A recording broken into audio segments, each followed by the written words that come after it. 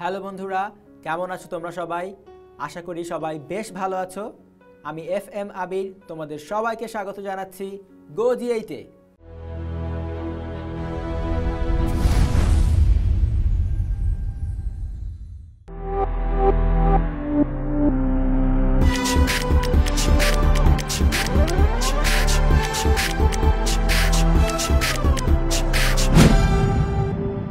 আমাদের আজকের এপিসোডে আমরা একাদশ দ্বাদশ শ্রেণীর উচ্চতর গণিত প্রথম পত্র বইয়ের ষষ্ঠ অধ্যায় অর্থাৎ ত্রিকোণমিতিক অধ্যায় থেকে কিছু গাণিতিক সমস্যা সমাধান করব।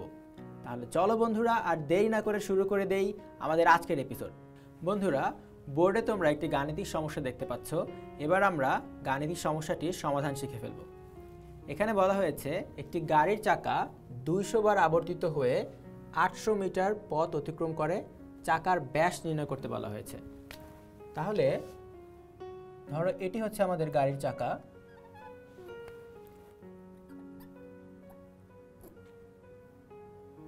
তাহলে এই গাড়ির চাকাটি 200 বার ঘুরবে এবং ঘোরার ফলে সে এই দিক বরাবর ঠিক 800 মিটার পথ অতিক্রম করবে।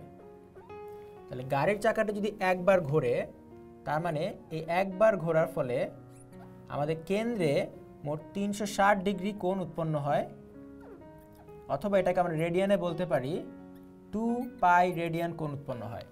এবং যখন গাড়িটি একবার ঘোরে গাড়ির চাকাটি, তখন এটা হচ্ছে কোণের পরিমাণ থিটা ইজ ইকুয়াল টু 2 পাই। আর চাকাটি ঘোরার ফলে এই চাকাটি সামনের দিকে অগ্রসর হয়, ফলে এই বরাবর একটা দূরত্ব সে অতিক্রম করে এবং সেই দূরত্বটি হচ্ছে চাকার পরিধির সমান। অর্থাৎ পুরো একবার ঘুরে আসলে এই পরিধি যতটুকু দৈর্ঘ্য ঠিক ততটুকু সে রাস্তা বরাবর সামনের দিকে যাবে, যেটাকে আমরা বলতে পারি 2 পাই আর। চাকার পরিধি হচ্ছে 2 পাই আর এবং চাকাটি একবার ঘুরলে এই পরিধির সমান দূরত্ব সে সামনের দিকে অগ্রসর হয়।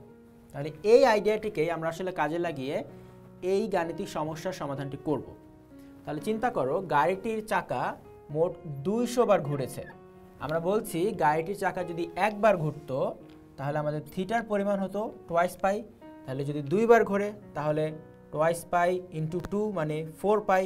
যদি 3 বার ঘোরে 3 দ্বারা গুণ, 200 বার ঘুরেছে, তাহলে আমাদের আলটিমেটলি যে থিটাটা প্রয়োজন সেটি হচ্ছে একবার ঘোরার ফলে 2 পাই কোণ উৎপন্ন করছে কেন্দ্রে, আর 200 বার ঘোরার ফলে এটাকে 200 দ্বারা গুণ করে দিতে হবে। তাহলে আমরা আলটিমেটলি এখান থেকে পেয়ে যাচ্ছি 400 পাই রেডিয়ান। তাহলে এটা হচ্ছে আমাদের কেন্দ্রে, এটাকে আমরা থিটা প্রাইম বলছি। তাহলে কেন্দ্রে মোট এত কোণ উৎপন্ন হবে এবং আমরা বলেছি যখন কেন্দ্রে 2 পাই কোণ উৎপন্ন হবে তখন সে 2 পাই আর দূরত্ব অতিক্রম করবে। আর কেন্দ্রে যখন 400 পাই কোণ উৎপন্ন করছে তখন বলা হয়েছে সে 800 মিটার দূরত্ব অতিক্রম করেছে। তার মানে তার পরিধির চেয়েও অনেক বেশি দূরত্ব সে আসলে অতিক্রম করেছে। তাহলে আমরা বুঝতে পারছি এস সমান হচ্ছে আমাদের 800 মিটার, মানে অতিক্রান্ত দূরত্ব সমান হচ্ছে 800 মিটার। তাহলে এখান থেকে কিন্তু আমরা খুব সহজেই এই চাকার ব্যাস বা ব্যাসার্ধ আর এর মান বের করতে পারবো, কারণ আমাদের কাছে মোট বৃত্তচাপের ফলে অতিক্রান্ত দূরত্ব দেয়া আছে, মানে বৃত্তাকার পথের দূরত্ব দেয়া আছে। এই পথটির মাল্টিপল আকারে এখানে আমরা পাচ্ছি এবং এর ভেতর উৎপন্ন কোণ সেটিও আমরা পেয়ে যাচ্ছি। তাহলে আমরা খুব সহজেই এই সূত্রটি অ্যাপ্লাই করতে পারি, S is equal to r theta. আমরা এখান থেকে বের করতে চাচ্ছি চাকার ব্যাসার্ধ আর। তাহলে আর এর ভ্যালু হবে S divided by theta. S হচ্ছে আমাদের মোট অতিক্রান্ত দূরত্ব, যেটা এখানে বলা হয়েছে 800 মিটার, 800, এবং থিটা হচ্ছে আমাদের মোট কতটুকু কোণ ভেতরে উৎপন্ন হয়েছে, যেটা হচ্ছে একবার ঘূর্ণনের ফলে 2 পাই, 200 বার ঘূর্ণনের ফলে আমরা বের করে ফেলেছি 400 পাই। তাহলে এখান থেকে আমরা দেখতে পাচ্ছি এটা 2 দ্বারা কাটতে পারি। তাহলে আলটিমেটলি আমাদের পাই হবে আর হবে 2 বাই পাই মিটার। আর হচ্ছে আমাদের ব্যাসার্ধ, আমাদের বের করতে বলা হয়েছে ব্যাস, এবং আমরা সবাই জানি ব্যাস সমান 2 গুণ ব্যাসার্ধ। তাহলে 2 গুণ আমাদের ব্যাসার্ধ আমরা পেয়েছি 2/π। তাহলে এখান থেকে আমরা পেয়ে যাচ্ছি 4/π। এটুকু আমরা রাখতে পারি অ্যান্সার, অথবা আমরা ক্যালকুলেটর দিয়ে দশমিকেও নিয়ে যেতে পারি, এবং সেই অ্যান্সারটি হবে 1.274 মিটার। অর্থাৎ এই চাকার এখান থেকে কেন্দ্রের ভেতর দিয়ে এই পাশে যদি আমরা চলে আসি, তাহলে সেটাকে আমরা বলছি ব্যাস। এই ব্যাসের দৈর্ঘ্য হচ্ছে 1.274 মিটার। বন্ধুরা, আশা করি তোমরা এই গাণিতিক সমস্যাটির সমাধান খুব ভালোভাবে বুঝতে পেরেছো। বন্ধুরা, বোর্ডে তোমরা একটি গাণিতিক সমস্যা দেখতে পাচ্ছ। এবার আমরা এই গাণিতিক সমস্যাটির সমাধান করব। এখানে বলা হয়েছে একটি বৃত্তচাপ বৃত্তের কেন্দ্রে 24 ডিগ্রি কোণ উৎপন্ন করে। যদি বৃত্তের ব্যাস 49 মিটার হয়, তবে বৃত্তচাপটির দৈর্ঘ্য বের করতে হবে, যা আমরা অলরেডি শিখে ফেলেছি। এবং একই সাথে এবার নতুন আরেকটি জিনিস আমাদের বের করতে হবে, সেটি হচ্ছে বৃত্তকলার ক্ষেত্রফল। তাহলে শুরুতেই আমরা বৃত্তকলার ক্ষেত্রফল কিভাবে নির্ণয় করতে হয় তা শিখে নেই। আগের মতোই ধরো এটা একটা বৃত্ত, এবং এই বৃত্তের কেন্দ্র হচ্ছে এখানে এবং ব্যাসার্ধ হচ্ছে আর।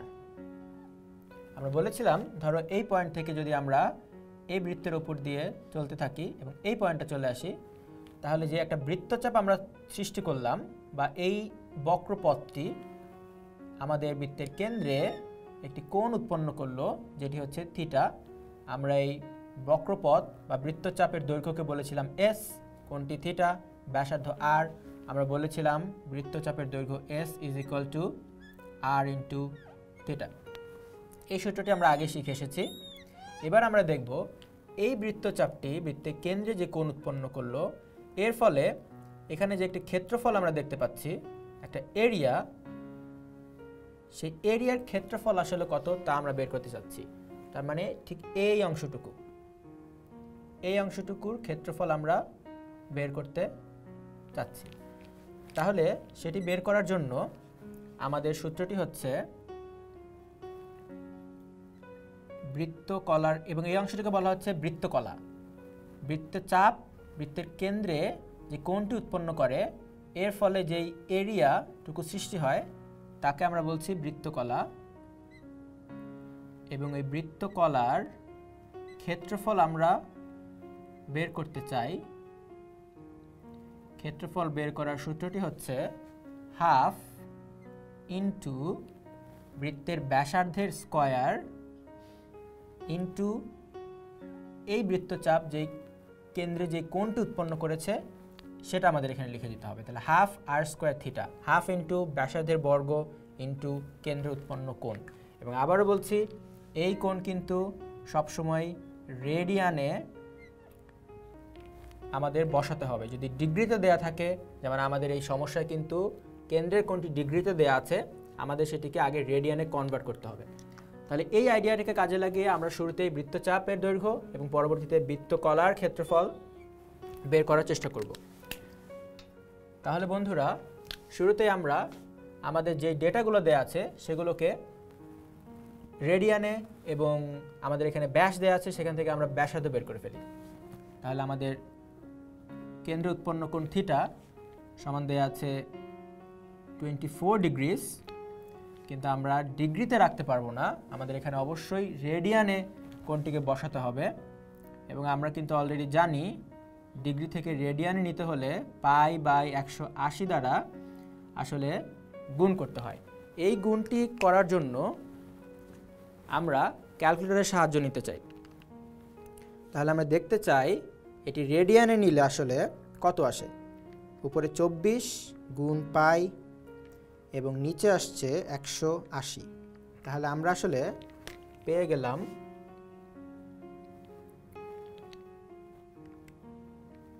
2π/15 রেডিয়ান। তাহলে থিটাকে আমরা রেডিয়ানে কনভার্ট করে ফেললাম। এই অংশটি আমাদের পরবর্তীতে কাজে লাগবে। এবার আমরা বৃত্তের ব্যাসার্ধ বের করতে চাই। বৃত্তের ব্যাস দেয়া আছে, আমরা চাই বৃত্তের ব্যাসার্ধ বের করতে। ব্যাসার্ধ সমান, আমরা জানি ব্যাসার্ধকে আমরা আর দ্বারা চিহ্নিত করতে চাই। ব্যাসার্ধ আর সমান, আমরা জানি ব্যাস এর অর্ধেক হচ্ছে ব্যাসার্ধ, ব্যাস ডিভাইডেড বাই 2, এবং আমাদের ব্যাস দেয়া আছে 49 মিটার। এটাকে 2 দ্বারা ভাগ দিচ্ছি, তাহলে আমরা আসলে পেয়ে যাব 24.5 মিটার। তাহলে আমরা আর এর ভ্যালু পেয়ে গেলাম, থিটার ভ্যালু পেয়ে গেলাম। এখান থেকে আমরা বৃত্তচাপের দৈর্ঘ্য এস, বৃত্তচাপের দৈর্ঘ্যটি হচ্ছে আমাদের এস, সেটা বের করতে পারবো। তাহলে আমরা লিখি, সুতরাং বৃত্তচাপের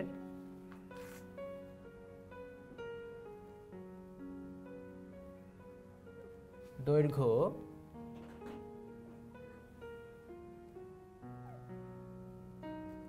সমান এস সমান আর, বৃত্তচাপের দৈর্ঘ্যটি হচ্ছে এস, আর ইন্টু থিটা। তাহলে আমাদের আর এর ভ্যালু আমরা এখান থেকে পেয়ে যাচ্ছি 24.5। থিটার ভ্যালু আমরা অলরেডি রেডিয়ানে কনভার্ট করেছি, 2 পাই ডিভাইডেড বাই 15। তাহলে আমরা দেখি এই দৈর্ঘ্যটির মান কত আসে। উপরে রয়েছে 24.5 ইন্টু 2 ইন্টু পাই, নিচে 15। তাহলে আমরা পেয়ে গেলাম 10.26 মিটার। তাহলে আমাদের এই এসের দৈর্ঘ্যটি হচ্ছে 10.26 মিটার। এবার আমরা বের করতে চাই এই বৃত্তচাপের উপর দণ্ডায়মান বৃত্তকলার ক্ষেত্রফল, অর্থাৎ ঠিক এই ক্ষেত্রফলটি। তাহলে আমরা লিখে ফেলি, সুতরাং বৃত্তকলার ক্ষেত্রফল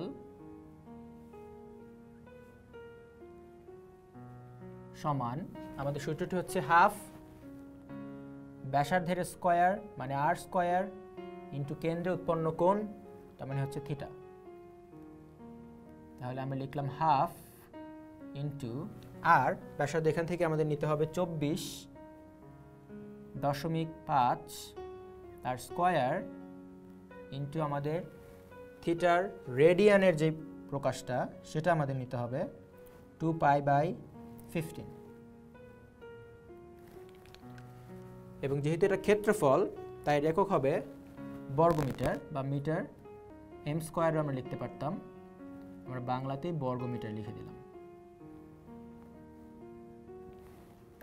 স্কয়ার মিটার। তাহলে আমরা এটাও ক্যালকুলেটরের সাহায্যে বের করতে চাচ্ছি।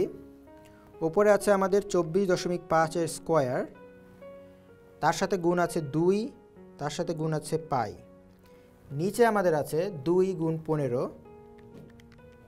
তাহলে আমরা এখান থেকে পেয়ে যাচ্ছি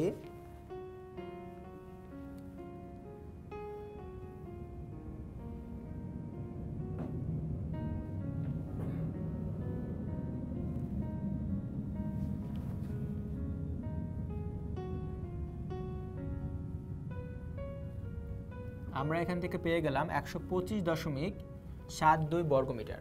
তাহলে বন্ধুরা এস সমান আর থিটা সূত্রটি ব্যবহার করে আমরা বৃত্তচাপের দৈর্ঘ্য বের করে ফেললাম, এবং হাফ আর স্কয়ার থিটা এই সূত্রটি ব্যবহার করে আমরা বৃত্তকলার ক্ষেত্রফল বের করে ফেললাম।